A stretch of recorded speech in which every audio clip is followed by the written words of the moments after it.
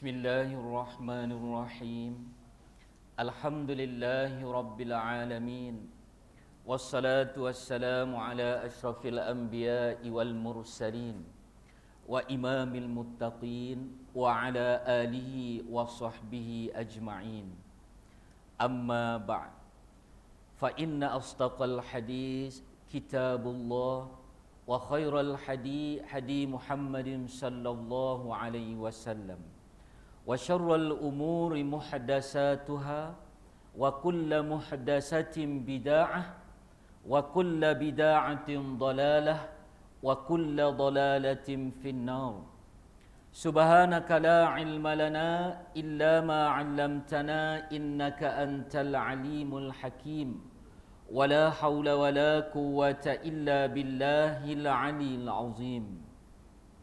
قال الله تعالى في الكتاب المبين إنما المؤمنون الذين آمنوا بالله ورسوله ثم لم يرتابوا وجاهدوا بأموالهم وأنفسهم في سبيل الله أولئك هم الصادقون صدق الله العظيم. Surah Al-Hujurat ayat yang ke-15, yang bermaksud, dan hamba-hamba Allah yang beriman adalah mereka yang benar-benar yakin dan percaya dengan keimanan mereka terhadap Allah Subhanahu wa taala dan juga rasul-rasul utusannya. Dan dengan kepercayaan mereka itu, lantas mereka mengorbankan seluruh harta benda dan jiwa raga mereka untuk fi sabilillah. Ulaika humus sadiqun, mereka inilah orang yang benar imannya di sisi Allah Subhanahu wa taala. Assalamualaikum warahmatullahi taala wabarakatuh.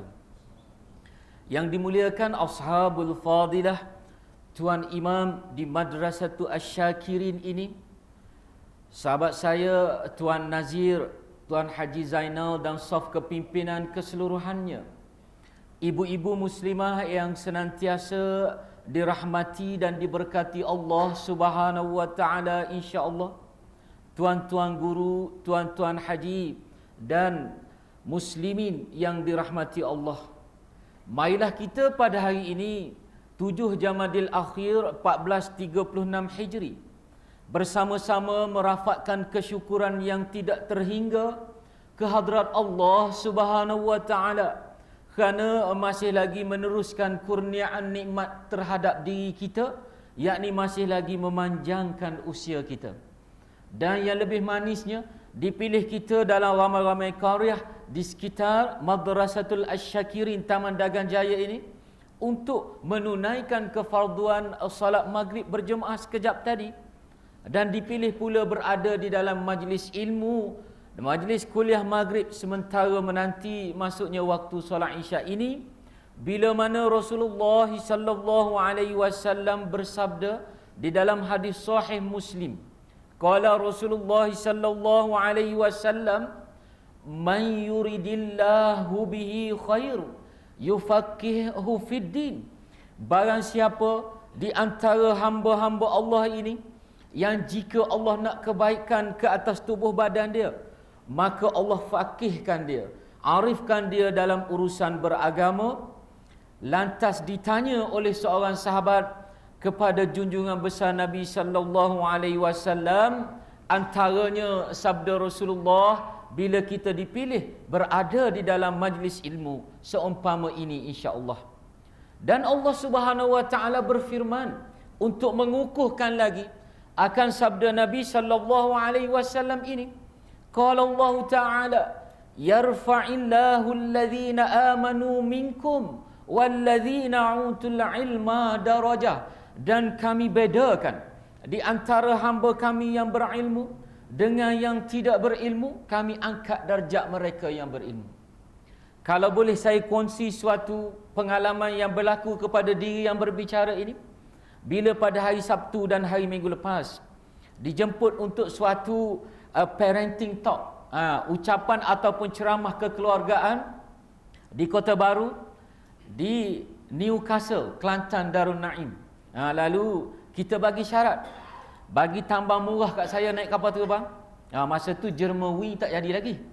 Syarikat penerbangan murah Jerman tak jatuh lagi masa tu kan. Lalu kata kalau bagi, insya-Allah kita baliklah, apatah lagi boleh lihat bonda di Golden Sand. Maka dia bagi ustaz pilihlah tarikh pagi tu. Talk dia tengah hari, kita ambil 7.50 pagi. Mudah-mudahan dapat menunaikan solat subuh berjemaah. Dan kita tanya jemaah, seorang kebetulan dia bawa taksi dekat jemaah kami. Dia kata boleh imam, tak ada masalah. Pukul 5.30 kita bertolaklah. Lalu dengan niat untuk berjemaah, sampai di Petronas Station, hampir dengan KLIA, azan berkumandang. Kita kata, Ji, berhenti kat sini lah Ji. Lalu dia berhenti. Dia kata tak apa imam, masuk dulu, saya nak ambil wuduk. Kita dah prepare wuduk kat rumah lagi. Bila masuk, dah ada jemaah menunaikan solat di dalam ruang solat yang tak berapa luas di Petronas, hampir dekat KLIA. Ni ustaz nak cerita apa ni? Nak cerita pasal yarfa'illahu alladhina amanu minkum wallazina utul ilma darajah. Bila kita masuk, seorang anak muda jadi imam dalam 2-3 orang, 8 orang lebih kurang. Lalu kita pun join jadi makmum. Dan solat subuh ni 2 rakaat lah, kat mana-mana pun samalah. Lalu bila habis pada Ummul Kitab, pada rakaat yang kedua, dan habis ayat lazim, dia pun terus rukuk. Jemaah kat belakang, subhanallah, subhanallah, subhanallah 3 kali, tak kira lah berapa kali pun dia rukuk lah. Dia rukuk, dia bangkit dan dia teruskan solat dia, bagi salam. Habis salam, dia pun terus keluar. Yang mungkin niat baik nak bagi ruang kepada jemaah-jemaah lain atas ruang yang sempit tu. Kebetulan kita duduk kat belakang, kita pun keluar dan berselisih dengan dia. Kata, Dek, nak tanya sikit, kata, daripada raut wajah ni dia orang berilmu, bahkan muka dia lebih seri daripada orang yang bertanya. Kita kata, pasal apa adik tak baca kunut tadi? Ni solat subuh. Dia kata, Haji, kata dia, sebab pakai kopiah lah kot. Dia bukan kenal ustaz ke tak. Dia kata, Haji, ni bid'ah semua ni. Kata, pasal apa? Kalau mengaji kat Madinah pun, di alam Nusantara sebelah sini tidak ada khilafiyah, tidak ada pertentangan pendapat tentang baca kunut masa solat subuh ini. Hatta Syekh Daud Al-Fatani yang pengarang kitab Muniyati Musalli, Syekh Nuruddin Al-Banjari, semua ulama-ulama ni tak ada khilafiyah, baca. Kalau tak baca, dia sunat aba'ah, kena sujud sahwi. Semua pun adik tak buat. Dia pun diam. Saya bagi kontak number, kata kat dia, kontak lah, mungkin kita boleh bertukar-tukar ilmu. Sampai hari ni dah seminggu tidak ada lagi terima panggilan daripada dia. Dan yang kita nak nyatakan tadi, hatta dia berilmu sekalipun, sebagai orang yang cerdik, bila mana seorang sahabat Rasulullah datang jumpa Rasulullah, ya Rasulullah, boleh tak saya jadi imam di qaryah tempat saya? Kata Rasulullah, boleh, kamu perhatikan jemaah yang paling berusia, ra'ikan dia. Jangan duk tunjuk skill, jangan duk baca panjang-panjang, meraihkan dia. Itu ditunjukkan tadi patut dia tak menerimbulkan kekeliruan dengan ilmu yang dia ada sepatutnya. Saya kuliah subuh pagi tadi, kuliah atas kitab nasihat agama dan wasiat iman ini, setengah jam saja jawab soalan. Ni pelik ni, tanya soalan dulu sebelum kuliah. Dia kata, Ustaz, dah Ustaz juru nikah ni, mas kahwin kena GST ke 1/4 ni? Dia tanya kan. Betul lah soalan dia, tapi sabar-sabarlah kan, tunggu ke dia nak menikah sebelum 1 April ni kan. Jadi untuk Selangor Darul Ihsan memang telah diputuskan oleh pegawai perhubungan awam dia, Ustazah Nafisah, kata tak silap saya, memang tak kena GST. Kalau kena, nescaya juru nikah macam saya akan kenakan juga upah nikah. Baru adil kan, baru tally. Tapi tak kena. Yang kena mungkin hantaran lain lah, hantaran untuk beli gelang dan seumpamanya. Dia tanya lagi bila kita jawab. Dia kata, Ustaz, seorang daripada relatif saya, dia berkahwin baru-baru ni. Bila dia berkahwin, lalu bila dia berkahwin, suami dia realize that dia dah berbadan 2, dia dah pregnant. Sebelum suami dia bersama dengan dia, lalu suami dia atas dasar orang lelaki yang tak nak isteri dia ni curang, lalu dia ceraikan isteri dia tadi. Soalan saya, Ustaz, kalau seorang isteri yang kematian suami, edah dia 4 bulan 10 hari, bukti dia dalam surah Al-Baqarah, dia tazkirah saya pula. Betul tak? Betul, katakan. Yang kedua, kalau bercerai mati ni, edah dia 3 kali suci. Betul. Habis tu bagaimanakah saudara saya ini dia diceraikan oleh suami dia, tak bersama lagi. Kalau nak kata 3 kali suci, orang pregnant mana ada datang uzur ustaz? Soalan dia. Tuan-puan jawablah. Kan? Saya kata kalau macam tu tunggu ibu itu melahirkan bayi dululah. Tak tahulah betul ke tak, kena rujuk kepada pakar munakahat ni kan. Jadi nak kata kalau nak tanya lagi tadi, dia tanya lagi ustaz, enactment undang-undang kanun keseksaan jenayah yang dipinda di Dewan Undangan di Kelantan hari tu, dia kata tak adil, kata dia. Saya kata pasal apa tak adil? Dia kata bagaimana kalau orang bukan Islam pergi minum arak kat sana? Orang bukan Islam ni minum arak kat mana-mana pun tak apa kan. Cuma dia pergi minum arak kat sana kena sebab di Kelantan ini dia keluarkan lesen khusus untuk non-Muslim minum arak bukan di tempat ramai, untuk jaga maqasid syariah ni. Bahkan bila diputuskan dulu oleh Allahyarham Tok Guru, ni pengalaman. Ini sebagai perkongsian, bukan atas dasar fahaman kepartian ataupun political mileage. Ini hukum Allah Subhanahu Wa Taala untuk orang yang cendekiawan di kalangan Qaryah Madrasatul Asy-Syakirin ini. Bila Allahyarham Tok Guru kata tak boleh minum arak tempat awam, boleh minum untuk non-Muslim, dia non-Muslim minulah di tempat yang khusus. Lalu ketua non-Muslim di Kelantan Darul Naim somewhere back in 1993, 94 dulu, bila kanun keseksaan jenayah ni diluluskan di Dewan Undangan Negeri Kelantan pada 25 November 1993. Ustaz ni nak kuliah nasihat agama ke penerangan tentang hudud itu rahmat untuk semua? Dua-dua. Kita campur dua-dua. Boleh lalu ketua dia datang jumpa Tok Guru. Dia kata, Tok Guru, kami akan buat suatu pesta arak di tepi Sungai Kelantan, dekat Tesco tu kalau tuan-tuan pergi. Tok Guru kata larang dah larang, buatlah. Tu kata Tok Guru, minum sampai buncit perut, pecah perut, terjun dalam sungai, kata Tok Guru. Lalu dia tak buat. Dia kata ini Tuan Guru tak boleh, dia kata. Nanti jadi betul. Dia tak buat. Bila dah marah tak dengar, cakap kata minum. Kata Tok Guru minum, biar buncit perut, pecah perut, terjun dalam Sungai Kelantan. Tak buat. Kan? Jadi kita kena ingat, saya dah lihat dalam rang undang-undang kanun itu atas section 2, dia macam ni. Undang-undang ini hanya dipakai kepada 3 kriteria. Pertama, Muslim. Yang kedua, mukallaf, orang yang waras. Yang ketiga, yang tinggal di Kelantan dan melakukan kesalahan di Kelantan. Habis tu orang yang bukan Muslim, bukan tinggal di Kelantan, pasal dia sibuk ni? Pasal dia sibuk. Dalam undang-undang rang perlembagaan persekutuan menyatakan bahawa negara Islam, agama resmi Islam, negara Malaysia, penganut agama lain bebas mengamalkan agama masing-masing. Saya nak tanya satu soalan kepada tuan-tuan guru, tuan-tuan haji dan juga ibu-ibu muslimah yang cerdik pandai ini. Baik, bila salah satu penganut agama kat sini, bila kematian di Malaysia ini, dia bakar mayat dia. Dalam agama kita, menyakiti mayat, membakar mayat seumpama bakar masa hidup, tak boleh. Tapi kita tak larang sebab itu urusan agama. Begitu juga kita, bila kita nak sanakan wasyariku wasyariqatu faqta'u aydiyahuma jazaa'an bima kasaba nakalam minallah. Allah kata pencuri lelaki, pencuri perempuan hendaklah dipotong tangan kedua-dua, bukan potong 2 tangan. Dua-dua tu merujuk pada pencuri lelaki atau pencuri perempuan. Nakalam minallah, pembalasan terhadap hukum Allah Subhanahu Wa Taala. Kita jawab macam tu saja. Malah nak cerita panjanglah. Kalau kita tak faham, kita diam. Lebih baik diam, ni hukum Allah. Tadi pula ada orang tanya pula, dia kata seorang tokoh agama berasal dari negeri ustaz agak, kata dia. Dia kata buat hukum agama ni jangan terburu-buru. Baik, saya cerita. Diluluskan pada 23 November 1993. Tangguhkan.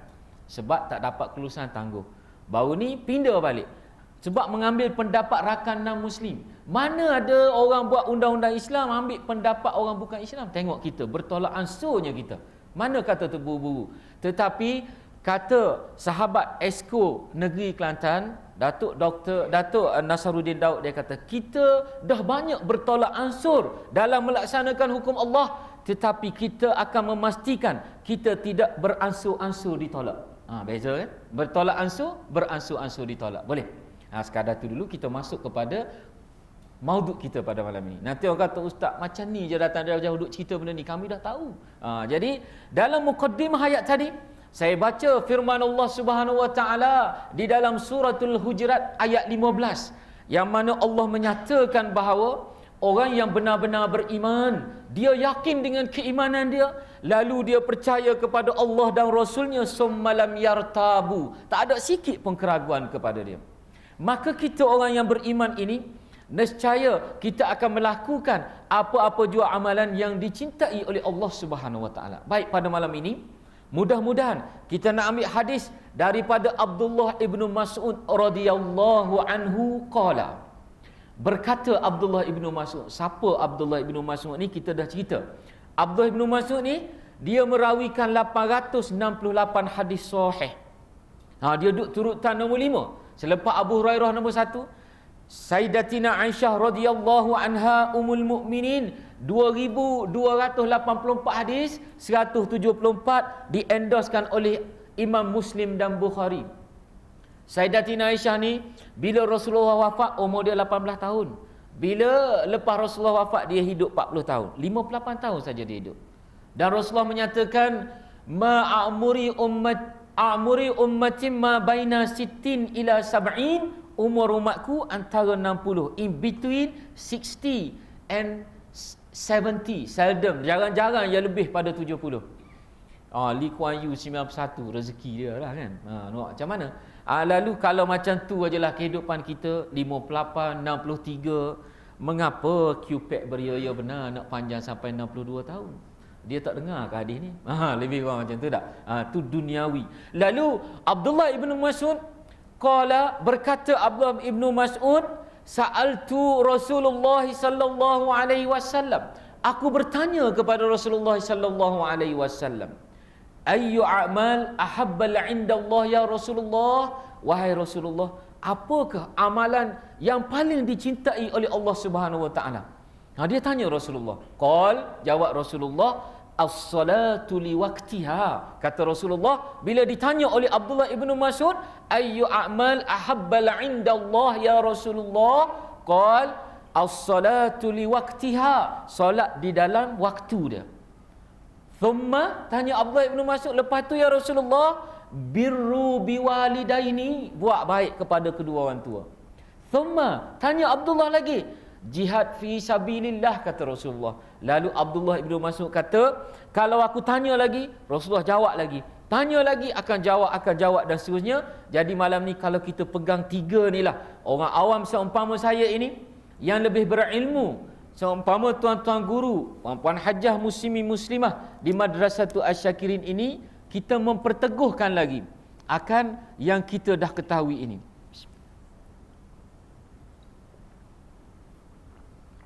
Bila mana Rasulullah sallallahu alaihi wasallam meletakkan prioriti ni, nombor 1, as-salatu liwaqtiha, dan kita selalu dibawa dan diingatkan oleh para dai akan hadis sahih daripada Abu Hurairah radhiyallahu anhu pada hadis 123 kitab Mastika Hadis, qala Rasulullah sallallahu alaihi wasallam, inna awwala ma yuhasabu bihi ala abdihi fil yaumil akhirah as-salah. Meninggal saja anak Adam, pada yaumul akhirah, pada hari pertemuan dengan Allah, ibadah pertama solat yang akan dihitung. Dan kita pernah dengar Al-Imam Hasan Al-Basri menyatakan bahawa jika hamba Allah ni, khususnya umat Muhammad sallallahu alaihi wasallam, dia solat 5 waktu 40 hari 40 malam tanpa tertinggal 1 rakaat pun, tanpa tertinggal 1 rakaat, dan dia tak tertinggal takbiratul ula. Setengah kata pendapat, selagi imam tak habis Al-Fatihah, maka dia bebas daripada 2 ancaman, daripada jilatan api neraka dan daripada sifat munafik. Bila kita pada kuliah bulan lepas, kita ceritakan 7 golongan yang Jibril lihat Allah kalau jadi manusia pun lebih baik. Kita dah cerita pada bulan lepas punya kuliah. Lalu bila cerita tentang solat dan kepentingan ni, ada satu cerita dinyatakan bahawa, tak tahulah cerita ni berlaku kat mana, seorang anak muda ni dia berkahwin dengan anak Pak Imam. Berkahwin dia dengan anak Pak Imam, lalu dia tinggal di ibu kota. Maka dia balik bercuti sekolah dan seumpamanya. Bila balik, anak tu imam, menantu tu imam, dia pun kena pergi solat berjemaah. Tu imam dekat rumah. Lalu dia pergi solat, dia terlewat hari tu. Masa dia balik cuti terlewat. Lalu bila dia pergi sudah rakaat kedua, terlepas satu rakaat. Dan bila pak mentua dia tu imam bagi salam, Assalamualaikum warahmatullahi, dia pun bagi salam. Bagi salam habis, lepas tu dia pun baliklah. Perbuatan dan tindakan menantu tu imam ini diperhatikan oleh Qaryah. Lalu dia cerita kepada tu imam, imam, menantu imam semayang maghrib tak cukup satu rakaat kan. Tu imam kata tak apalah, saya tegur nanti. Bila balik tu imam ni pun tegur kepada anak dia. Dia kata suami hang ni, dia kata, bukan tu imam Kedah lah. Dia kata suami hang ni tak cukup solat rakaat je maghrib tadi satu rakaat. Tolong tegur kat dia. Ramai jemaah-jemaah duk cerita ni. Jadi lebih kurang drop my water face lah, malulah dia kata. Ayah ni imam. Lalu dia pun pergi. Isteri ni baik pergi, bang dia kata. Ayah dah bising dah bang kat luar ni dengan jemaah tadi, abang pergi solat berjemaah maghrib tadi, abang tak cukup satu rakaat. Bila dia jawab tanya macam tu kepada suami dia jawab, ni yang abang malah balik rumah yang ni, dia katakan. Ni yang malah balik ni, dia katakan. Tak cukup satu rakaat bukan banyak sangat, berkira sangatlah ayah abang, ayah yang berkira, dia katakan. Sebab itu nak kira ilmu ni kan, berilmu ni. Kena ada ilmu, jangan buat ibadah ni ikut suka hati kita. Baik, di dalam kitab Al-Khabair, dosa besar, 70 dosa besar, karangan Al-Hafiz Al-Imam Az-Zahabi, dia meletakkan prioriti dosa meninggalkan solat ni pada dosa yang keempat. Besar tak besar? Kita ambil sedikit pengajaran yang dinyatakan oleh Al-Imam Az-Zahabi ni tentang tinggal solat ni. Bila mana dinyatakan oleh Al-Imam, solat diumpamakan seperti pertalian hamba dengan Tuhannya, yang mana jika orang yang memutuskan pertalian itu dikira berdosa besar, apatah lagi jika dia mengingkari kewajipan, bahkan memperkecilkan orang yang mengikat pertalian itu, yakni kita memperkecilkan orang solat ini, kita boleh dianggap, sehingga kita boleh dianggap kafir jika tidak lekas bertaubat dan kembali kepada Tuhan penciptanya. Sahibus Samahah, Mufti Negeri Kelantan Darun Naim, Datuk Muhammad Nur, Datuk Syukri Maknur, dia menyatakan bahawa dia bagi nasihat kepada seorang muslimah ke apa, nama Aisyah, baguslah ni nama Siti Aisyah, nama isteri Nabi, yang mempersendakan hukum Allah baru-baru ni, yang semua tahu, yang menjadi viral di dunia tanpa sempadan ni. Bila dia masuk ke Kelantan, dia pakai tudung, dia letak bendera ni Kelantan. Dia ingat pakai tudung ni di Kelantan sahaja ke? Kita kalau kita tak tahu pun, kurang-kurang kita meraihkan. Saya ambil contoh yang senang. Mengapa kita nak sangat undang-undang hukum Allah ni hanya dibuat di Kelantan dahulu? Sebab kita dah 57 tahun melaksanakan hukum manusia, tak selesai masalah. Semalam, seorang budak umur 5 tahun, mak dia suruh keluar pergi beli ais, dirogol oleh seorang lelaki. Kat mana tu Ustaz? Di Malaysia, kat mana? Kelantan Darun Naim. Ni malah nak cerita ni. Di Kota Baru juga. Di Kelantan Darun Naim. Benda-benda ni tak akan terjadi kalau kita buat hukum Allah. Bukti dia di Arab Saudi. Sekarang dalam dunia 8 negara melaksanakan hukum Allah ini. Arab Saudi, Yaman, di Mesir, di Iran, di Brunei Darussalam, Aceh Darussalam, dua-dua mengambil draft daripada Kelantan Darun Naim. Dan kita tengok statistik, negara Arab Saudi telah melaksanakan selama 24 years, hanya 16 orang yang dipotong tangan. 16 orang, tak sampai seorang pun setahun. Rasulullah sallallahu alaihi wasallam melaksanakan sepanjang 10 tahun pemerintahan di Daulah Islamiyah Madinatul Munawwarah, hanya 2 orang yang dipotong tangan, 2 orang. Bukan senang, bukan kata potong dapat tangkap potong, tak ada. Dia ada undang-undang dia yang telah dikaji oleh ulama-ulama besar kita. Baik. Contohlah, mudah-mudahan bila kerajaan Kelantan Darun Naim itu, bila Allahyarham Tok Guru melaksanakan jumlah kerja 5 hari seminggu dan bulan puasa ditukar menjadi bulan Ramadan. Lalu pada bulan Ramadan dulu, seorang Cina datang berjumpa dengan Allahyarham Tok Guru. Dia kata, ni Cina 6 musim. Dia kata, Tok Guru, saya sani pukul 10 sahabat saya ajak keluar bandar Kota Baru. Dia hanya pergi belanja minum air, Tok Guru. Saya minum tapi saya tak makan. Saya nak tanya Tok Guru, batal ke puasa saya? Cina. Kita nak macam itulah. Dia, walau anna ahlal qura amanu wattaqau la fatahna alaihim barakatim minas sama'i wal ard. Al-A'raf ayat 196. Kita rujuk. Bila penduduk di suatu negara itu benar-benar beriman dan bertakwa, Allah buka pintu keberkatan dan kerahmatan. Sebab itu kita nak macam tu. Cina di pejabat saya, sahabat saya Tuan Haji Anwar, dia tahulah dulu, dekat pejabat saya, seorang Cina Kelantan, tinggal di Jalan PCB.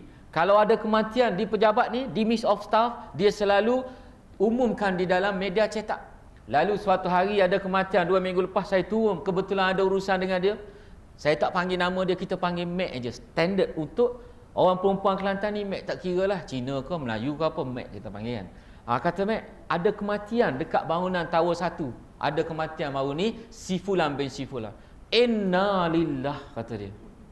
Inna. Cuma dia tak kata inna lillahi wa inna ilaihi raji'un. Allahumma ajirni fi musibati wa akhluf li khairan minha. Kalau dia kata macam tu, saya kata, Mek lah pergi kuliah dekat ni, saya tunggu dekat sini lah. Nak tunjuk. Kan? Kita tanya dia tak balik ke lama? Dia kata nak balik, nak buat tahlil arwah mak dia. Walhal mak dia dikebumikan di Sleeping Buddhist di sana. Dia kata nak buat tahlil arwah. Tengok, kita nak suasana macam ni. Itu yang kita nak. Baik. Kata pengarang kitab ini, di dalam surah Al-Maryam ayat 59, qala Allah Ta'ala tentang dosa meninggalkan solat ini, fa khalafa min ba'dihim khalfun adaa'us salah wattabi'us syahawat fasawfa yalqawna naghayya illa man taba wa amana wa amila salihah. Maka akan datang sesudah ini satu kumpulan pengganti yang jahat. Mereka menyia-nyiakan pekerjaan solat dan menurutkan hawa nafsunya. Maka mereka akan menemui kesesatan, kecuali mereka yang bertaubat dan beriman serta beramal soleh. Lalu orang tanya Ibnu Abbas, bagaimana pengertian tentang surah Al-Maryam ayat 59 dan 60 ni? Orang tanya. Ibnu Abbas kata, pengertian meninggalkan solat ini tidak bererti meninggalkan solat sama sekali. Tak solat sama sekali. Tetapi meninggalkan solat yang dimaksudkan di dalam firman Allah surah Maryam ayat 59 dan 60 ini, bila hamba Allah ini menggabungkan solat. Contoh, solat zuhur dilewatkan agar dapat dia solat asar yang awal. Solat asar dilewatkan dapat solat maghrib bersama, lebih kurang macam tu. Jarang ustaz orang buat. Tidak. Bila kita berkuliah di pejabat-pejabat, tengah hari kuliah zuhur, ada muslimah tanya. Dia kata, ustaz, kami nak tanya ni, kami muslimah di financial institution ni, dia kata, solat tengah hari susah kami nak lunch. Lalu kami lewatkan bila zuhur ni 1.26, asar ni 4.28, kami pergi solat zuhur pukul 4.15 atau pukul 4.10. Kami solat zuhur, kami ready, masuk saja waktu asar, kami berjemaah dan kami solat di awal waktu dengan tu imam. Dia kata, bagus kan ustaz? Tak boleh sebab melewatkan solat zuhur tu bagaimana? Dia kata, ustaz, dah kami dapat solat asar awal, pahala besar, average kan lah. Dia ingat ni stock market ke boleh average? Tanyalah Tuan Haji Anwar orang yang main. Jangan buat macam tu. Tanpa uzur syar'i, jangan kita duk buat macam tu. Lalu di dalam ayat surah Al-Ma'un, fawailul lil musallin alladhina hum an salatihim sahun, celakalah orang yang solat, yakni yang lalai dari solat dia. Maka bila Sa'ad bin Abi Waqqas bertanya kepada Rasulullah, kata Rasulullah, yang lalai ini mengakhirkan waktu solat dia. Kalau lalai yang kita solat lalai tak khusyuk tu lain. Bila seorang badui datang tanya Rasulullah, dia kata, ya Rasulullah, badui ni dia jenis tak ada protokol. Dia datang, dia tanya, ya Rasulullah, saya ni ada masalah, saya solat saya tak khusyuk. Kata Rasulullah, khusyuk ni, payah nak dapat khusyuk ni, janji kita ingat kepada Allah, dalam keadaan kita solat tu ada khusyuk kita.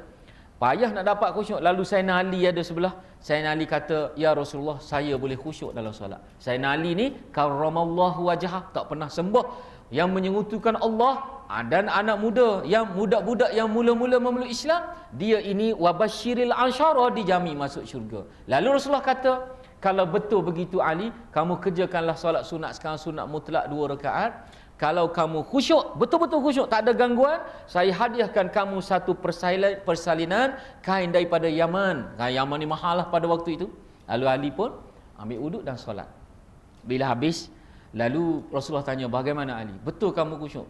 Saya dah khusyuk. Memang khusyuk Rasulullah. Bila nak habis, nak sebelum salam pada rakaat kedua, terlintas di hati saya, kalaulah Rasulullah bagi 2 persalinan kain kan baik.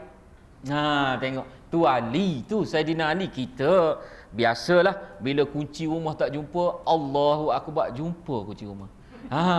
Bila auditor tak jumpa, auditor minta cari dokumen tak jumpa, pergi solat jumpa, Allah dalam drawer tu, dalam fail jumpa. Hebat tak hebat kita? Sedangkan sahabat dulu bila kena panahan dan seumpamanya, cabutlah ketika dia solat. Tak apalah kita orang awam ini. Jadi yang kedua kata Rasulullah, yang kedua bila ditanya ayyu a'mal ahabbal indallah ya Rasulullah, birru biwalidaini, dan buat baiklah kepada orang tua. Lalu ulama contemporary Dr. Syekh Yusuf Al-Qardawi menyatakan, kalau contoh sahabat saya Tuan Haji Zainal. Saya kenal sahabat saya Tuan Haji Zainal ni, dia ada orang tua dia di Kuala Pilah contoh. Ustaz ni kalau cerita Kuala Pilah, nak buat macam mana mak mertua saya orang Kuala Pilah. Jadi teringat, sebutlah. Lalu Tuan Haji Zainal ni orang tua masih ada kat Kuala Pilah, dia telefon 3 kali seminggu, dia telefon tanya mak khabar. Mak apa khabar? Macam tu lah kot agaknya dia punya lurah dia, walaupun makhraj dia salah. Lebih kurang macam tu. Lalu minggu ni Tuan Haji Zainal tersalah, telefon 2 je, sekali tak telefon sebab ustaz ni ramai tak ada. Ada pergi ijtimak dekat Rusila dan seumpamanya, pening dia nak susun jadual ni. Lalu terlupa, telefon 2 kali. Lalu omak dia kat Kuala Pilah terfikir, apa kono pula dekat Haji Zainal ni kan tak telefon. Bila terlintas macam tu, kata Dr. Syekh Yusuf Al-Qardawi, dikira anak tadi derhaka yang kecil.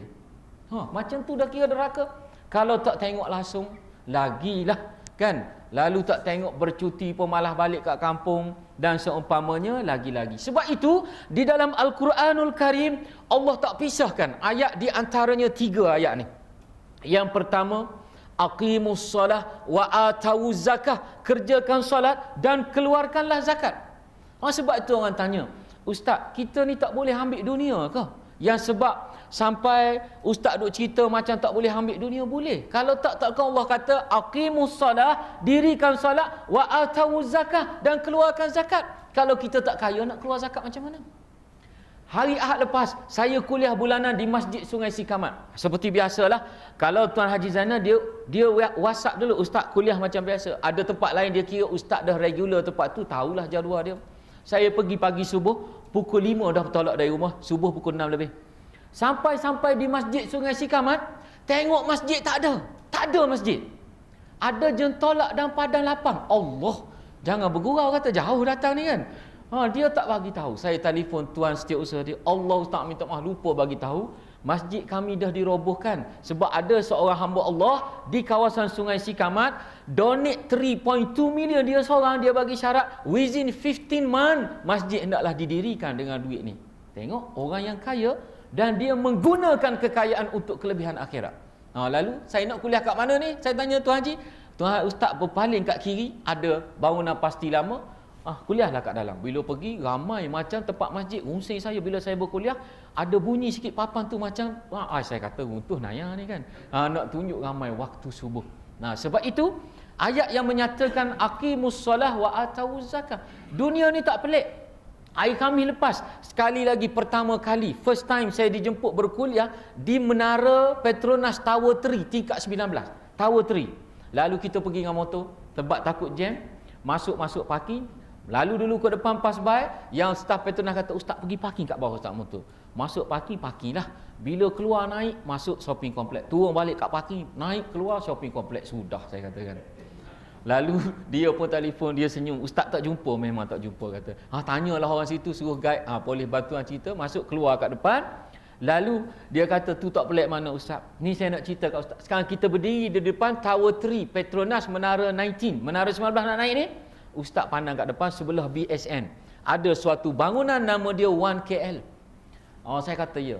Ustaz nampak tak? Dia tunjuk kat saya sebelum nak bergerak. Ustaz nampak tak? Dia pun cerdik. Kuliah pukul 1, dia suruh saya pergi 12.30. Dia tahu saya mesti sesak nak naik atas. Dia dah bajet. Orang cerdik ni macam tu. Lalu dia kata, ustaz nampak bangunan tu? Tiap-tiap floor nampak tak? Biru. Saya biru ni pantang. Memang saya nampak. Saya kata kat dia. Saya cakap dia, baiklah ustaz. Ustaz tahu tak apa biru tu? Itu adalah swimming pool. Tiap-tiap bangunan tu 1KL tu swimming pool lebih banyak daripada bilik, daripada ruang kediaman. Dan ustaz beringat sikit, kalau dia tengah mandi tu dia boleh nampak ustaz ni. Lalu kita pun pergi, saya tanya, Syekh, berapa harga terkini tu? Dia kata 1 unit 4 million ringgit Malaysia. Oh, kalau tu imam setakat kuliah macam ni, tidur tak tidur kuliah pun tak boleh duduk, satu hari pun tak boleh duduk kat situ kan. Nah, jadi bukan kita kata dunia ni tak boleh, tapi dunia yang memperdayakan. Dunia ini mazra'atul akhirah, ladang menuju akhirah, dan dunia ni jambatan. Kita takut kita tertidur atas jambatan. Bagi laluan kepada azan ke kita teruskan? Macam mana kaedah tu? Tuan Haji, macam mana teruskan ke bagi laluan untuk azan dahulu? Bagi azan dulu kan kita, insya-Allah. Lepas tu kita sambung sikitlah insya-Allah.